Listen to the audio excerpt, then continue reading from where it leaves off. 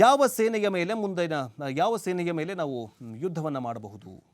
ಭೂಸೇನೆ, ವಾಯುಸೇನೆ ಮತ್ತು ನೌಕಾಸೇನೆ. ನೌಕಾಸೇನೆಯನ್ನು ಬಳಸ್ಕೊಂಡು ಭಾರತ ಯುದ್ಧ ಮಾಡಿದರೆ ಅದಕ್ಕೆ ಯಾವುದೇ ಯೂಸ್ ಇಲ್ಲ. ಯಾಕಂತಂದರೆ ಕರಾಚಿ ಮೇಲೇ ನಾವು ಯುದ್ಧ ಮಾಡಬೇಕು ನೌಕೆಯನ್ನು ಬಳಸ್ಕೊಂಡು. ಕರಾಚಿಯಲ್ಲಿ ಯಾವ ಉಗ್ರ ಸಂಘಟನೆಗಳು ಕೂಡ ಅಲ್ಲಿ ಅವಿತು ಕೂತಿಲ್ಲ. ಯಾಕಂದರೆ ಇರೋದೆಲ್ಲ ಗಡಿಯಲ್ಲಿ ಅವಿತು ಕೂತಿದ್ದಾವೆ. ಸೊ ಹೀಗಾಗಿ ಮುಂದಿನ ದಿನಗಳಲ್ಲಿ ಯಾವ ಸೇನೆಯನ್ನು ಬಳಸ್ಕೊಂಡು ಯುದ್ಧ ಮಾಡತ್ತೆ ಅಂತ ಕಾದು ನೋಡಬೇಕಾಗಿದೆ. ಇನ್ನು ಮುಂದಿನ ಸುದ್ದಿ ಏನಂತ ನೋಡ್ತಾ ಹೋಗೋದಾದರೆ, ಪಾಕಿಸ್ತಾನ ಸಾಕ್ಷಿಗಳನ್ನು ಕೇಳ್ತಾಗಿದೆ.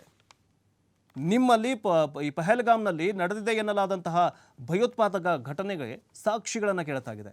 ನಮ್ಮಲ್ಲಿ ಯಾವುದೇ ಉಗ್ರ ಸಂಘಟನೆಗಳು ಇಲ್ಲ, ನಾವು ಶಾಂತಿ ಪ್ರಿಯರು ಅಂತ ಇದೇ ಪಾಕಿಸ್ತಾನ ಬೊಗಳೆ ಬಿಡ್ತಾಗಿದೆ.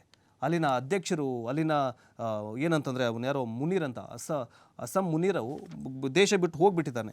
ಯಾವಾಗ ಹೆಂಗೆ ಬೇಕಾದಂಗೆ ಯುದ್ಧ ಆಗ್ಬೋದು, ಭಾರತ ಈಗ ಕೆಂಡವಾಗಿದೆ, ಯಾವಾಗ ಬೇಕಾದಾಗ ಆಗ್ಬೋದು ಅಂತಂದ್ಬಿಟ್ಟು ಸೇನಾಧ್ಯಕ್ಷನೇ ಪರಾರಿಯಾಗಿ ಹೋಗ್ಬಿಟ್ಟಿದ್ದಾನೆ. ಹಾಗಾದರೆ ಪಾಕಿಸ್ತಾನ ಇದುವರೆಗೂ ಯಾವುದೇ ಭಯೋತ್ಪಾದಕ ಚಟುವಟಿಕೆಗಳನ್ನೇ ಮಾಡಿಲ್ವಾ?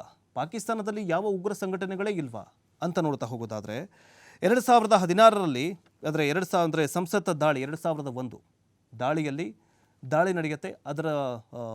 ಅದಕ್ಕೆ ಕನೆಕ್ಟ್ ಅಂದರೆ ಅದರ ಹಿಂದಿನ ರೂವಾರಿ ಪಾಕಿಸ್ತಾನದ ಲಷ್ಕರ್ ಎ ತೊಯ್ಬಾ ಸಂಘಟನೆ 2001ರಲ್ಲಿ ಸಂಸತ್ ಮೇಲೆ ದಾಳಿ ಮಾಡುತ್ತೆ.